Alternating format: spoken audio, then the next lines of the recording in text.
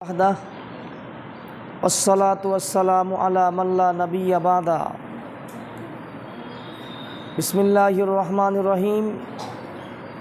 या अय्युहल्लज़ीना आमनू कुलू मिन तय्यिबाति मा रज़क़नाकुम वश्कुरू लिल्लाहि इन कुंतुम इय्याहु ता'बुदून। अन अबी हुरैरता रज़ियल्लाहु तआला अन्हु क़ाल क़ाल रसूलुल्लाहि सल्लल्लाहु अलैहि वसल्लम इन्नल्लाहा तय्यिबुन ला यक़बलु इल्ला तय्यिबा व अमरल मुअमिनीना बिमा अमरा बिहिल मुरसलीना सुम्मा ज़करा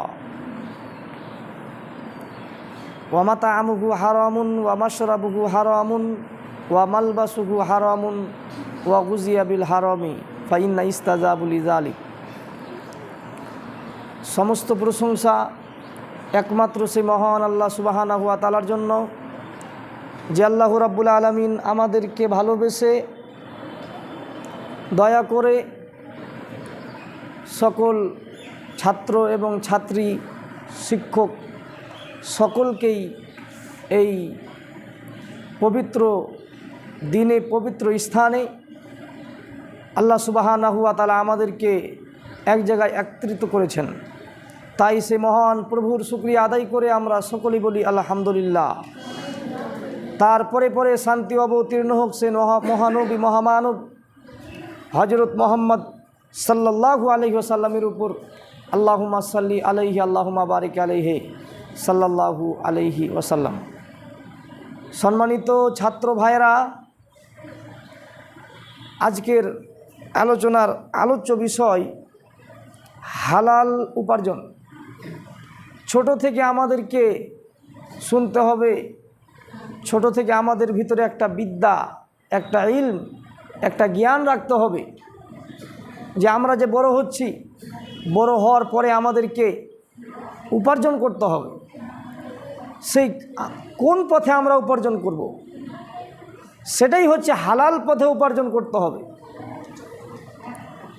এটা আমাদেরকে ছোট থেকে জানতে হবে, এটা আমাদের মাথার মধ্যে রেখে দিতে হবে যে আমাদেরকে উপার্জন করতে হবে হালাল পথে, হারাম পথে নয়।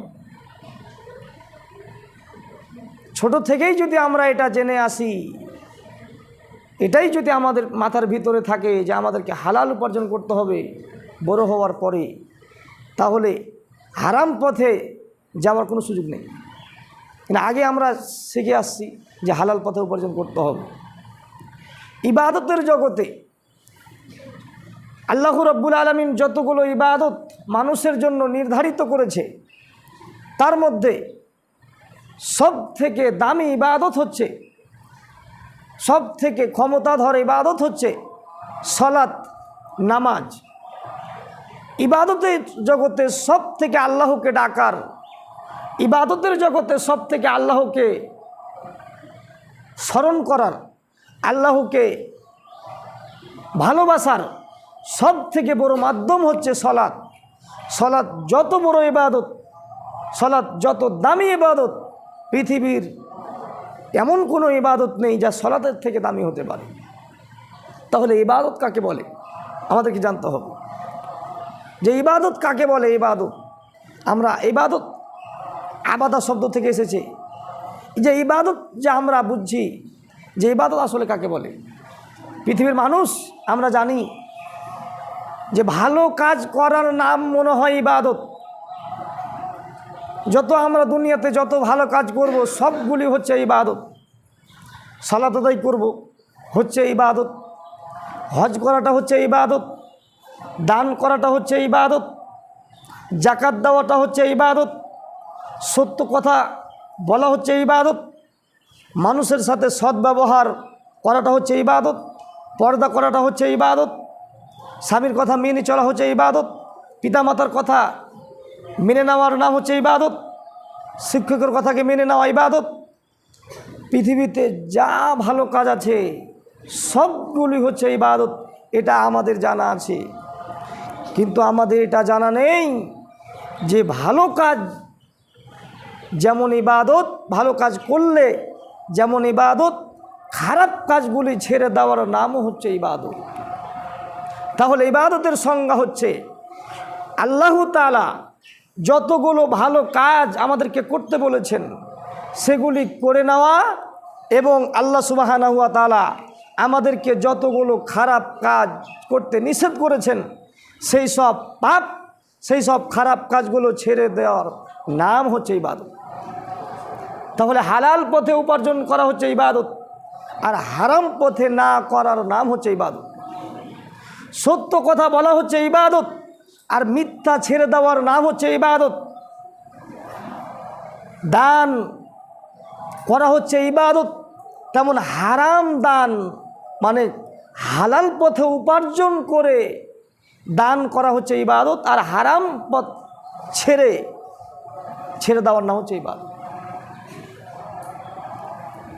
তাহলে দুনিয়াতে যত পাপ আছে, দুনিয়াতে যত অন্যায় কাজ আছে, দুনিয়াতে যত খারাপ কাজ আছে, সেগুলি ছেড়ে দেওয়ার নামই হচ্ছে ইবাদত। তাহলে আমাদেরকে কি করতে হবে? ভালো কাজগুলো করতে হবে, বেছে বেছে যতগুলো ভালো কাজ সেগুলি করতে হবে, আর যতগুলো খারাপ কাজ আছে, যতগুলো শরীয়ত বিরোধী কাজ আছে, যেগুলি কাজ করলে সমাজের দুর্নাম হবে, যেগুলি কাজ করলে পিতামাতার অসম্মান হবে, যেগুলি কাজ করলে প্রতিষ্ঠানের অসম্মান হবে, যেগুলি কাজ করলে সমাজে খারাপ দেখাবে, সেই সব কাজগুলি ছেড়ে দেওয়ার নাম হচ্ছে ইবাদত। তাহলে আমাদেরকে সেগুলি করতে হবে। তো ইবাদতের জগতে ইবাদত আমরা বুঝলাম, আর পবিত্র কোরআনে আল্লাহ সুবহানাহু ওয়া তাআলা বলছেন, ওয়ামা খলাকতুল জিন্না ওয়াল ইনসানা ইল্লা লিয়াবুদুন। আমি মানব জাতিকে সৃষ্টি করেছি, আমি পৃথিবীতে আমি অন্য কাউকে সৃষ্টি করতাম না। আমি মানব জাতিকে একটি কাজ করার জন্য, একটাই উদ্দেশ্যে, একটাই কাজ করার জন্য আল্লাহ রাব্বুল আলামিন সারা পৃথিবীর মানুষকে সৃষ্টি করেছেন, নারী পুরুষ সকলকেই শুধু ইবাদত করার জন্য। আর ইবাদত হচ্ছে ওটাই যেটা আমাদেরকে ভালো কাজ করতে হবে, আর মন্দ কাজ ছেড়ে দিতে হবে। ইবাদতের জগতে সব থেকে দামি ইবাদত হচ্ছে সালাত। সালাত যদি মানুষের গ্রহণযোগ্য না হয়, তাহলে কিয়ামতের মাঠে কোনো ইবাদত গ্রহণযোগ্য হবে না। আনাস রাদিয়াল্লাহু তাআলা আনহু বলেন, রাসূল সাল্লাল্লাহু আলাইহি ওয়াসাল্লাম বলেছেন, ইন্না আউয়ালু ইউহাসাবু বিহিল আবদু ইয়াউমাল কিয়ামা ফাইন সালুহাত সালুহা শাইরুহু আমালিহি ওয়াইন ফাসাদাত ফাসাদাত শাইরুহু আমালিহি। কিয়ামতের মাঠে সর্বপ্রথমে আদম সন্তানকে, নারী পুরুষ সকলকেই, ছাত্রছাত্রী সকলকেই, শিক্ষক সাধারণ মানুষ যেই হোক না কেন, পৃথিবীর সকল মানুষকে সর্বপ্রথমে যেই বিষয়টির ওপরে জিজ্ঞাসাবাদ করা হবে সেটা হচ্ছে সালাত নামাজ সম্পর্কে জিজ্ঞাসা করা হবে। যদি মানুষের সালাত নামাজ গ্রহণযোগ্য হয়, ফাইন সালুহাত সালুহা শাইরুহু আমালিহি, যদি মানুষের সালাত নামাজ গ্রহণযোগ্য হয়, তাহলে পৃথিবীর সমস্ত আমল, পৃথিবীর সমস্ত ইবাদত, পৃথিবীর সমস্ত ভালো কাজ, পৃথিবীর সমস্ত দান খয়রাত, পৃথিবীর সমস্ত হজ, পৃথিবীর সমস্ত ভালো কাজ, সমস্তগুলো আল্লাহ রাব্বুল আলামিন গ্রহণ করবেন। আর যদি মানুষের সালাত গ্রহণযোগ্য না হয়, আর যদি মানুষের সালাত কবুল না হয়ে থাকে দুনিয়াতে, তাহলে ফাইন ফাসাদাত ফাসাদাত শাইরুহু আমালিহি, তার সমস্ত আমল বাতিল হবে। হজের নেকি হবে চলবে না, হজের নেকি বাতিল হয়ে যাবে। সারা জীবন আমরা দান করেছি, কিয়ামতের মাঠে দানের নেকি আমরা পাবো না। সারা জীবন আমরা পর্দা করে চলেছি, সেই পর্দার মূল্য থাকবে না। সারা জীবন আমরা স্বামীর কথা মেনে চলেছি, সেটাও আমরা কিয়ামতের মাঠে দেখতে পাবো না। সারা জীবন সত্য কথা বলেছি, সারা জীবন হকের পথে থেকেছি, এই সবগুলো ইবাদত নষ্ট হয়ে যাবে যদি মানুষের সালাত গ্রহণযোগ্য না হয়। তাহলে সালাত নামাজটা আমাদেরকে সঠিকভাবে আদায় করতে হবে। রাসূল সাল্লাল্লাহু আলাইহি ওয়াসাল্লাম এক হাদিসের মধ্যে বলেছেন, পৃথিবীর মানুষ তোমরা শুনে রাখো, যখন তোমাদের সন্ততির বয়স হয়ে যাবে 7 বছর, তখন তাদেরকে সালাতের জন্য, নামাজের জন্য আহ্বান করো, তাদেরকে সালাত আদায় করার জন্য আদেশ করো, তাদেরকে সালাত আদায় করতে বলো। রাসূল সাল্লাল্লাহু আলাইহি সাল্লাম বলছেন, পৃথিবীর মানুষ যখন তোমাদের সন্তানদের বয়স হয়ে যাবে 10 বছর, নারী পুরুষ সকলেই যখন ছেলে মেয়েদের বয়স হবে যখন 10 বছর, তখন তাদেরকে পিটিয়ে সালাত আদায় করো। তাহলে সর্বপ্রথমে যে হাদিসটাতে রাসূল সাল্লাল্লাহু আলাইহি ওয়াসাল্লাম বললেন, যখন 7 বছর বয়স হবে তখন তাদেরকে সালাত আদায় করা আদেশ করতে হবে, তাকে বলতে হবে। লোকমান হাকিম যেভাবে তার সন্তানকে শিক্ষা দিয়েছিলেন, লোকমান হাকিম তার সন্তানকে বলছিলেন, ইয়া বুনাইয়া, হে আমার সন্তান, লা তুশরিক বিশায়া, হে আমার সন্তান, তুমি আল্লাহর সাথে কাউকে শরিক করো না। কেন এই পাপের জগতে সব থেকে বড় পাপ হচ্ছে শিরক করা। যেভাবে লোকমান হাকিম তার সন্তানদেরকে শিক্ষা দিয়েছিলেন, তার সন্তানকে শিক্ষা দিয়েছিলেন যে হে আমার পুত্র, হে আমার সন্তান, হে আমার কলিজার টুকরা সন্তান, তুমি আল্লাহ তাআলার সাথে অন্য কাউকে শরিক করো না। তেমনইভাবে রাসূল সাল্লাল্লাহু আলাইহি ওয়াসাল্লাম আমাদেরকে বললেন যে আমরা আমাদের সন্তানদেরকে যেন 7 বছর বয়সেই তাদেরকে সালাতের কথা বলি। নারী পুরুষ সকলকেই, ছেলে মেয়ে সকলকেই যখন তাদের বয়স হয়ে যাবে 7 বছর, তখন তাদেরকে সালাত আদায় করার নামাজের ট্রেনিং দিতে হবে। নামাজ কিভাবে আদায় করতে হবে সঠিক পদ্ধতিতে আমাদেরকে শিক্ষা দিতে হবে। আর যখন 10 বছর বয়স হয়ে যাবে, তারা যদি না পড়ে তাহলে তাদেরকে পিটিয়ে মেরে পড়াতে বলেছেন রাসূল সাল্লাল্লাহু আলাইহি ওয়াসাল্লাম। তাহলে ইবাদতের জগতে এক ব্যতিক্রম ইবাদত হচ্ছে, ইবাদতের জগতে এক ব্যতিক্রম ইবাদত হচ্ছে সালাত। পৃথিবীর যত ইবাদত, সমস্ত ইবাদতগুলো সালাতের উপর নির্ভর করে। ইবাদতের জগতে আরও একটি ইবাদতের নাম হচ্ছে সিয়াম। সিয়াম হচ্ছে আরও একটি পাওয়ারফুল, একটি ব্যতিক্রম ইবাদত। রাসূল সাল্লাল্লাহু আলাইহি ওয়াসাল্লাম বলেন, 2 শ্রেণীর মানুষ রয়েছে যাদেরকে আল্লাহ রাব্বুল আলামিন একটি দরজা দিয়ে পার করবেন। তাদের জন্য জান্নাতে একটি স্পেশাল দরজা থাকবে, তার নাম হচ্ছে রাইয়ান নামক দরজা দিয়ে যারা সিয়াম পালনকারী ব্যক্তি হবে তারা সেই দরজা দিয়ে প্রবেশ করবে। আর যখন তারা প্রবেশ করবে তখন তাদের জনমের মতো তৃষ্ণা মিটে যাবে।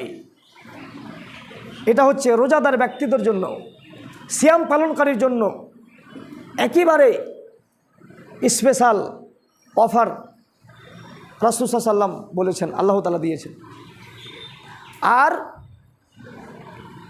সিয়াম এমন একটি দামি ইবাদত যে ইবাদতের নেকি আল্লাহ রাব্বুল আলামিন নিজে হাতে লিখে দিবেন। পৃথিবীর কোনো ইবাদত আল্লাহ রাব্বুল আলামিন নিজে হাতে লিখে দিবেন না। যদি আমরা ভালো কাজ করে থাকি তাহলে আল্লাহ বলবেন, ফেরেশতা এই ছেলেটা কি করেছে, ভালো কথা বলেছে, তুমি তাদের নেকি লিখে দাও। এই ছেলেটা কোরআন হাদিস পড়েছে, মানুষকে ভালো কথা বলেছে, ফেরেশতা তোমরা তাদের নেকি লিখে দাও। আল্লাহ বলবেন, ফেরেশতা অমুক ব্যক্তি দান করেছে, ফেরেশতা তুমি তার নেকি লিখে দাও। আল্লাহ বলবেন, ফেরেশতা অমুক মহিলাটা 5 ওয়াক্ত সালাত আদায় করেছে, আল্লাহ ফেরেশতা তুমি তাদের নেকি লিখে দাও। অমুক মহিলাটা পর্দার সাথে দুনিয়াতে চলেছে, উঁচু কণ্ঠে মানুষের সামনে কথা বলেনি, ফেরেশতা তুমি তার নেকি লিখে দাও। অমুক ছেলেটা মানুষের সাথে কথা বললে নরম ভাষায় কথা বলেছে, ফেরেশতা তোমরা তাদের নেকি লিখে দাও। তবে বলবে, আল্লাহ বলবেন, তবে সিয়াম ব্যতীত, সিয়াম ছাড়া, সিয়াম ব্যতীত কেন, সিয়াম আমার জন্যই পালন করা হয়, তার প্রতিদান আমি আল্লাহ নিজে হাতে লিখে দেব। তাহলে যেই নেকিটা, যে ইবাদতের নেকিটা আল্লাহ সুবহানাহু ওয়া তাআলা নিজে হাতে লিখে দিবেন, সেটা হচ্ছে সিয়াম মানে রোজা। এই নেকিটা আল্লাহ রাব্বুল আলামিন নিজে হাতে লিখে দিবেন। তাহলে কত বড় ইবাদত! এই ইবাদত কাজে আসবে না যদি আপনি সালাত পড়ে না থাকেন। এই ইবাদত কাজে আসবে না যদি আপনার সালাত দুনিয়াতে গ্রহণযোগ্য না হয়। যদি আমরা নামাজ পড়ে না থাকি তাহলে এত বড় দামি ইবাদত সিয়াম কাজে দিবে না। ইবাদতের জগতে আরেকটি ইবাদতের নাম হচ্ছে দান। রাসূল সাল্লাল্লাহু আলাইহি ওয়াসাল্লাম বলেন, আবু হুরায়রা রাদিয়াল্লাহু তাআলা আনহু বলেন, রাসূল সাল্লাল্লাহু আলাইহি সাল্লাম বলেছেন, কিয়ামতের মাঠে আল্লাহ রাব্বুল আলামিন 7 শ্রেণীর ব্যক্তিকে তার আরশের ছায়াতলে ছায়া দিবেন, যেদিন আল্লাহ তাআলার ছায়া ব্যতীত পৃথিবীর কোনো ছায়া থাকবে না। সেই দিন মানুষের মাথার কিছু দূর উপরে সূর্য থাকবে, আর সেই সূর্যের উত্তাপে মানুষের মাথার মগজগুলো গলে গলে নাকের ছিদ্র দিয়ে, কানের ছিদ্র দিয়ে বয়ে বয়ে পড়তে থাকবে। এমন একদিন ভয়ঙ্কর দিন, কিয়ামতের দিন। আল্লাহ রাব্বুল আলামিন বলছেন, সেদিন কোনো মানুষের উপকার করতে পারবে না। নিজের সন্তান নিজের মায়ের কোনো উপকার করতে পারবে না, নিজের স্ত্রী নিজের স্বামীর কোনো উপকার করতে পারবে না, নিজের মা তার সন্তানের উপকার করতে পারবে না, নিজের ছেলে তার বাপের কোনো কাজে আসবে না। যেদিন কোনো মানুষের উপকার করতে পারবে না, যেদিন মানুষের মাথার ওপরে সূর্য থাকবে, সেদিন মানুষের এত তৃষ্ণা লাগবে যে এক গিলাস পানি পান করার জন্য সে ছোটাছুটি লাগিয়ে দিবে। সেদিন রাসূল সাল্লাল্লাহু আলাইহি সাল্লাম ভালো মানুষদেরকে হাজে কাউসার পানি পান করাবেন। সেই দিন আল্লাহ রাব্বুল আলামিন বলছেন, সেই দিন ওই ভয়ঙ্কর দিনে কিয়ামতের মাঠে আল্লাহ রাব্বুল আলামিন 7 শ্রেণীর ব্যক্তিকে তার আরশের ছায়াতলে ছায়া দিবেন। তার মধ্যে এক শ্রেণীর ব্যক্তি হচ্ছে ওয়া রাজুলুন তাসাদ্দাকা বিসাদাকাতি ফাসাদ্দাকা। রাসূল সাল্লাল্লাহু আলাইহি ওয়াসাল্লাম বলছেন, যে ব্যক্তি গোপনে দান করলো, এমনকি সেই ব্যক্তির ডান হাতে দান করলো, এমনকি তার বাম হাত বুঝতে পারলো না, এই ব্যক্তিকে সেই ভয়ঙ্কর কিয়ামতের দিনে তা আল্লাহ রাব্বুল আলামিন তার আরশের ছায়াতলে ছায়া দিবেন। দান এমন একটি ইবাদত। রাসূল সাল্লাল্লাহু আলাইহি ওয়াসাল্লাম হাদিসের মধ্যে বলেছেন, ইন্নাস সাদাকাতা লা তুতফিউ আন আহলি হাররুল কুবুরি, নিশ্চয়ই দান মানুষের কবর শাস্তিকে বন্ধ করে দিতে পারে। একজন মানুষ মারা গেছে, একজন মানুষ দুনিয়া থেকে চলে গেছে, তার কবরে যদি আযাব হয়ে থাকে, তার কবরে যদি শাস্তি হয়ে থাকে, আমি আপনি বুঝতে পারছি না তার কবরে শাস্তি হচ্ছে না সে ভালো আছে। রাসূল সাল্লাল্লাহু আলাইহি ওয়াসাল্লাম বলছেন, যদি দুনিয়ার মানুষ তার পিতামাতার জন্য 10 টাকা দান করে, যদি দুনিয়ার মানুষ তার পিতামাতার জন্য 100 টাকা দান করে, তাহলে সেই 100 টাকার সেই 10 টাকার এত ক্ষমতা আছে, এই দানের এই 10 টাকার এত ক্ষমতা আছে যে দান এত পাওয়ারফুল ইবাদত যে দান মানুষের কবরের শাস্তিকে বন্ধ করে দিতে পারে। আপনার পিতামাতার কবর শাস্তি হচ্ছে, আপনি যদি আপনার পিতামাতার জন্য 10 টাকা দান করেন, তাহলে সেই দানের এত ক্ষমতা যে আপনার পিতার, আপনার বাপের, আপনার মায়ের, আপনার বোনের, আপনার ভাইয়ের, আপনার আত্মীয় স্বজনের কবরে যে শাস্তি হচ্ছে, সেই শাস্তিটা আল্লাহ রাব্বুল আলামিন বন্ধ করে দিবেন। মাথায় খারাপ। তাহলে ইবাদতের জগতে আরেকটি ব্যতিক্রম ইবাদতের নাম হচ্ছে দান, যা আল্লাহ রাব্বুল আলামিন মানুষের কবর শাস্তিকে বন্ধ করতে পারে দানের মাধ্যমে। তারপরও এই দান কাজে আসবে না যদি মানুষের সালাত গ্রহণযোগ্য না হয়। কিয়ামতের মাঠে যদি আপনার সালাত গ্রহণযোগ্য না হয়, তাহলে আপনি যদি আপনার পিতামাতার জন্য দান করেন, তাহলে কোনো লাভ নেই। যদি মানুষ নামাজি না হয়, মানুষ যদি ইমানদার না হয়, তাহলে তার বাপের জন্য দান করে কোনো কাজে আসবে না। সন্তানকে সৎ সন্তান দুনিয়াতে রেখে যেতে হবে, আর সৎ সন্তান আপনি তখনই রেখে যেতে পারবেন যখন এই মিশনের মতো আর অন্য অন্য মাদ্রাসাগুলোর মতো সন্তানদেরকে শিক্ষা দিয়ে মানুষের মতো গড়ে তুলে, যারা তারা কোরআন হাদিস বুঝতে পারে, আল্লাহ এবং তার রাসূলকে চিনতে পারে, তাহলে সেই সব ব্যক্তিরাই তাদের কবরের শাস্তি বন্ধ হবে যা দুনিয়াতে সৎ সন্তান রেখে যাবে। তাহলে ইবাদতের জগতে একটি দামি গুরুত্বপূর্ণ ইবাদত হচ্ছে দান, যা কাজে আসবে না যদি আপনার সালাত গ্রহণযোগ্য না হয়।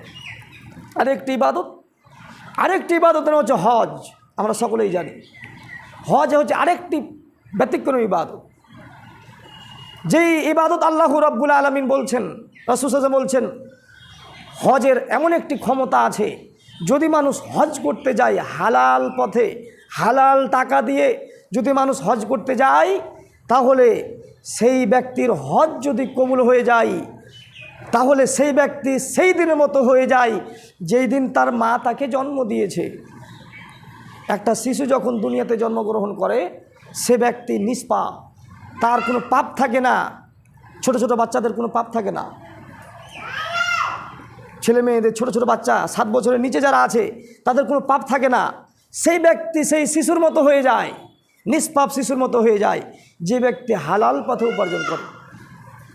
কিন্তু আপনি জানেন যে 1 থেকে শুরু করে 7 বছর পর্যন্ত যাদের সন্তান রয়েছে, ছেলে মেয়ে রয়েছে, এদের পাপ হয় না ঠিকই, কিন্তু এরা যদি কোনো অন্যায় কাজ করায় তাদের গার্জিয়ানরা, তাহলে তাদের গুনাহগুলো তার পিতা মাতার খাতাতে লেখা হয়।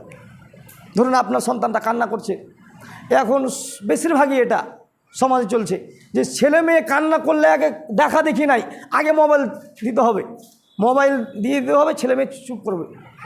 এই যে আপনি আপনার সন্তানকে ছোট মোবাইল দিয়ে দিলেন, আর সে কার্টুন দেখতে আরম্ভ করলো, এই যে কার্টুন দেখে আপনার ছেলে যেটা পাপ করলো সেটা ছোট, তার তো লেখা হবে না, কিন্তু সেই পাপটা তার পিতার খাতায় লেখা হবে। তাহলে ছেলে মেয়ে কান্না করলে তাদেরকে মোবাইল দিয়ে বোঝানো যাবে না, মোবাইল দিয়ে কান্না করে কান্না থামানো যাবে না, তাকে বই দিতে হবে, তাকে কোনো বই দিয়ে শিক্ষার মাধ্যমে, তাকে অন্য কোনো মাধ্যমে তাকে চুপাতে হবে। আর যদি আপনি মোবাইল দিয়ে দেন, সে যদি কার্টুন দেখে আরম্ভ করে, তাহলে নেকিটা, পাপটা তার পিতা মাতার খাতাতে লেখা হবে। বলছিলাম যে হজ হচ্ছে এমন একটা ইবাদত যেটা মানুষ যদি হালাল পথে উপার্জন করে, হালাল পথে যদি করে আসে, আর সেটা যদি কবুল হয়ে যায়, তাহলে সেই ব্যক্তি সেই দিন মতো হয়ে যায় যেদিন তার মা তাকে জন্ম দিয়েছে। তাহলে হজও কী করে? সলাতের উপর নির্ভর করে, দান সলাতের উপর নির্ভর করে, সিয়াম সলাতের উপর নির্ভর করে, পৃথিবীর সমস্ত ইবাদত সলাতের উপর নির্ভর করে। যদি সলাত কবুল হয়, যদি সলাত আল্লাহ রাব্বুল আলামিনকে গ্রহণযোগ্য হয়, তাহলে সমস্ত আমল গ্রহণযোগ্য হবে। আর যদি সলাত গ্রহণযোগ্য না হয়, তাহলে সমস্ত আমল বাতিল হবে। বলছিলাম যে পৃথিবীর সমস্ত ইবাদত, পৃথিবীর সমস্ত আমল, পৃথিবীর সমস্ত ভালো কাজ, পৃথিবীর সমস্ত সৎ কাজ সলাতের উপর নির্ভর করে, আর সলাত নির্ভর করে হালাল রুজির উপর। আমি এই কথাটুকু বলার জন্য আমি এত দূর ঘুরিয়ে এই কথাগুলো বললাম যে পৃথিবীর সমস্ত ইবাদত সালাত নামাজের উপর নির্ভর করে, আর নামাজ সালাত নির্ভর করে হালাল রুজির উপর। যদি হালাল রুজি যদি না হয়, তাহলে সলাতই হবে না, আর সলাত যদি গ্রহণযোগ্য না হয়, তাহলে কোনো কিছুই হবে না। তাহলে আমাদেরকে হালাল পথে উপার্জন করতে হবে, হালাল পথে উপার্জন করতে হবে। আবু হুরায়রা রাদিয়াল্লাহু তাআলা আনহু বলেন, একটি হাদিস, রাসূল সাল্লাল্লাহু আলাইহি সাল্লাম বলেছেন, ইন্নাল্লাহা তাইয়্যিবুন লা ইয়াকবালু ইল্লা তাইয়্যিবা, নিশ্চয় আল্লাহ পবিত্র, তিনি পবিত্র ছাড়া গ্রহণ করেন না। রাসূল সাল্লাল্লাহু আলাইহি ওয়াসাল্লাম বলছেন, আল্লাহু রাব্বুল আলামিন নবী রাসূলদেরকে যে পথে উপার্জন করতে আদেশ করেছিলেন, তিনি মুমিন ব্যক্তিদেরকেও সে পথে উপার্জন করার আদেশ করেছেন।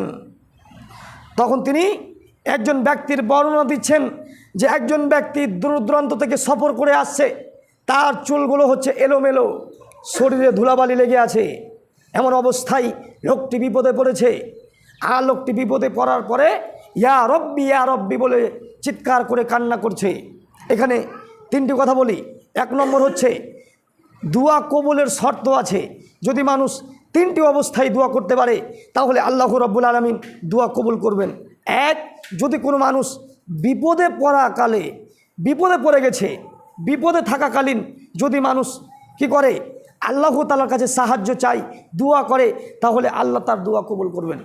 2, কোনো ব্যক্তি যদি সফরে থাকে, কোনো ব্যক্তি কোনো জায়গাতে অনেক জায়গাতে চলে গেছে, অনেক দূরে চলে গেছে, সফরে থাকাকালীন যদি কোনো মানুষ আল্লাহ তাআলার কাছে সাহায্য চাই, তাহলে আল্লাহ তার দোয়া কবুল করবেন। 3, যদি কোনো মানুষ হাত তুলে আল্লাহ রাব্বুল আলামিনের কাছে চাই, তাহলে আল্লাহ তার দোয়া কবুল করবেন। যদি আপনি হাত তুলে আল্লাহর কাছে কোনো কিছু চান, তাহলে আল্লাহ বলবে, আমার বান্দা আমার কাছে হাত তুলে চাইছে, আমি কি করে তার হাত ফিরিয়ে দিতে পারি? আমি আল্লাহ তার খালি হাত ফিরিয়ে দিতে আমি আল্লাহ লজ্জাবোধ করি। তা না করে আমার বান্দা যা চাইছে আমি তাকে তাই দিয়ে দিলাম। তাহলে 3টি অবস্থায় যদি আমরা দোয়া করি, তাহলে কবুল হবেই 100% গ্যারেন্টি। 1 নম্বর হচ্ছে সফরে থাকাকালীন, 2 বিপদে পড়াকালীন, 3 হাত তুলে। তো রাসূল সাল্লাল্লাহু আলাইহি ওয়াসাল্লাম যে ব্যক্তির কথা বলছেন, যে একজন ব্যক্তি দূর দূরান্ত থেকে সফর করে আসছে, একজন ব্যক্তি দূর দূরান্ত থেকে সফর করে আসছে, তার চুলগুলো ছিল এলোমেলো, শরীরে ধুলাবালি লেগে আছে। লোকটি সফরে আছে, 2 লোকটি বিপদে পড়ে গেছে, কি করবে খুঁজে পাচ্ছে না, লোকটি বিপদে পড়ে গেছে। 3 লোকটি হাত তুলে ইয়া রব্বি বলে কাঁদছে। তারপরে রাসূল বলছেন ওয়া মাতআমুহু হারামুন, তার খাদ্য হচ্ছে হারাম। ওয়া মাশরাবুহু হারামুন, তার পানি হচ্ছে হারাম। ওয়া মালবাসুহু হারামুন, তার পোশাক হচ্ছে হারাম। ওয়া গুজিয়া বিল হারামি, সে যে পথে উপার্জন করছে সেটাও হচ্ছে হারাম। ফাইন্না ইস্তাজাবু লিযালিক, কি করে আল্লাহ তার দোয়া কবুল করতে পারে?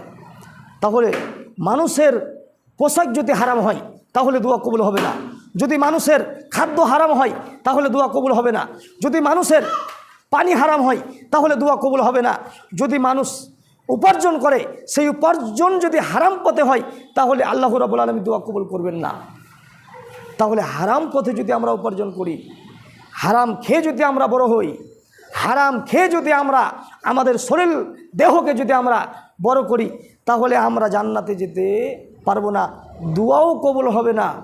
তাহলে ছোট থেকে সকল ছাত্রকে এটাই আমাদেরকে মাথায় রাখতে হবে যে একদিন আমরা বড় হব, একদিন আমাদেরও সংসার হবে, একদিন আমাদেরকে উপার্জন করতে হবে।